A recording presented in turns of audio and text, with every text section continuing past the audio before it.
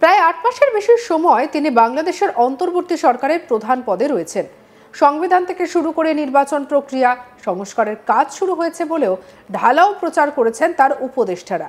এমনকি প্রধানমন্ত্রী শেখ হাসিনা এবং তার দল আওয়ামী লীগের নেতাদের বিরুদ্ধে একের পর এক মামলা হয়েছে। এতক্ষণে নিশ্চয়ই বুঝে গিয়েছেন আমরা কার কথা বলছি। ঠিকই ধরেছেন, আমরা বলছি বাংলাদেশের অন্তর্বর্তী সরকারের প্রধান মোহাম্মদ ইউনূসের কথা। তার আমলে বাংলাদেশের জেলে বন্দী কুখ্যাত জিহাদিদের মুক্তি দেওয়ার অভিযোগ উঠেছে।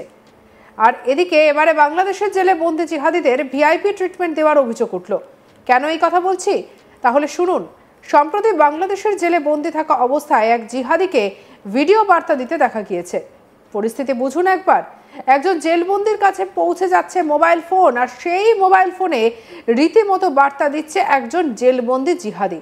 যে জেলবন্দি জিহাদির কথা বলছি তার নাম শফিউর রহমান ফরাবী। তার বিরুদ্ধে ব্লগার আনন্দ বিজয় সহ একাধিক মুক্তমনা ব্লগারকে জানে শেষ করার অভিযোগ রয়েছে।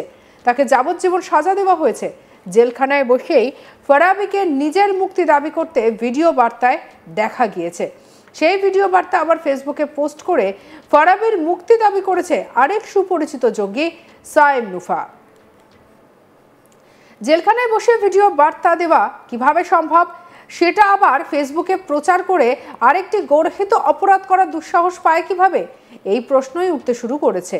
আর এদিকে সোশ্যাল মিডিয়ায় ভাইরাল ভিডিওতে জেলবন্দি জিহাদি শফিউর রহমান ফরাবীকে বলতে শোনা গিয়েছে, আমি শফিউর রহমান ফরাবী ব্লগার, অভিজিৎ হত্যা মামলার আসামি।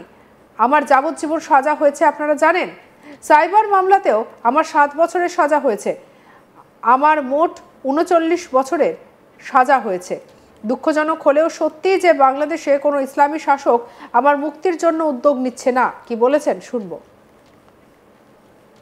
আসসালামু আলাইকুম। আমি শফিউর রহমান ফরাবী ব্লগার, অভিজিৎ হত্যা মামলার আসামি। আমরা যাবজ্জীবন সাজা হয়েছে এটা আপনারা জানেন।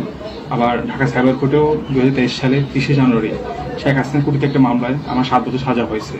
আমার 39 বছর সাজা হয়েছে, 39 ইয়ার্স। দুঃখজনক হলে সত্য, বাংলাদেশে কোনো ইসলামী রাজনৈতিক দলই আমার মুক্তির জন্য কোনো রকম কোনো প্রচেষ্টা নিচ্ছে না। হেফাজতের মাওলানা মামুনুল হক, আমি পাশের বিল্ডিংয়ে থাকতাম, উনি আপুরা আমার ব্যাপারটা জানেন। আসসালামু আলাইকুম। আমি শফিউর রহমান ফরাবী ব্লগার, অভিজিৎ হত্যা মামলার আসামি। আমরা যাবজ্জীবন সাজা হয়েছে এটা আপনারা জানেন।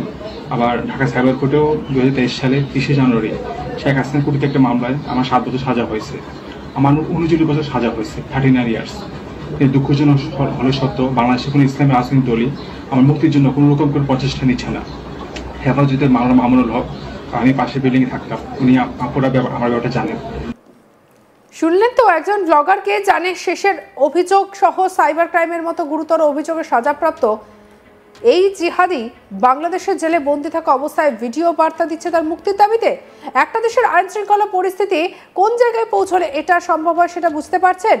যদিও বাংলাদেশের অন্তর্বর্তী সরকারের প্রধান উপদেষ্টা মোহাম্মদ ইউনূসের মনে তার আমলে বাংলাদেশের জেলে বন্দী কুখ্যাত জিহাদিদের মুক্তি দেওয়ার অভিযোগ উঠেছে। আর এবার এই ভিডিও বার্তার পরে জেলবন্দি জিহাদিকেও না মুক্তি দিয়ে দেয় ইউনূস প্রশাসন, এই সম্ভাবনাই জোরালো হচ্ছে।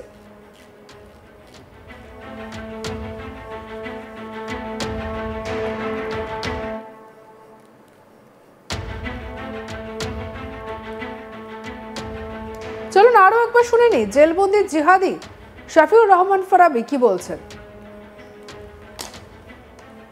আসসালামু আলাইকুম। আমি শফিউর রহমান ফরাবী ব্লগার, অভিজিৎ হত্যা মামলার আসামি। আমরা যাবজ্জীবন সাজা হয়েছে এটা আপনারা জানেন।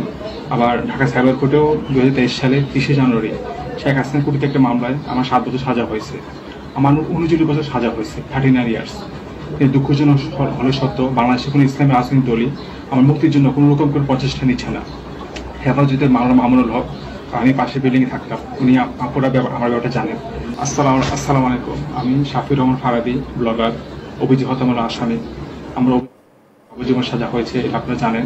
আবার ঢাকা সাইবার কোর্টেও 2023 সালে 30 জানুয়ারি শেখ হাসিনা কর্তৃক একটা মামলায় আমার 7 বছর সাজা হয়েছে। আমার 39 বছর সাজা হয়েছে, 39 ইয়ার্স। দুঃখজনক হলে সত্য, বাংলাদেশে কোনো ইসলামী রাজনৈতিক দলই আমার মুক্তির জন্য কোনো রকম কোনো প্রচেষ্টা নিচ্ছে না। হেফাজতের মাওলানা মামুনুল হক, আমি পাশের বিল্ডিংয়ে থাকতাম, উনি আপুরা আমার ব্যাপারটা জানেন। সঙ্গে রাখুন আজ তাক বাংলার ইউটিউব চ্যানেলকে। অন্যান্য খবরের জন্য লাইক, কমেন্ট, শেয়ার, সাবস্ক্রাইব করতে ভুলবেন না।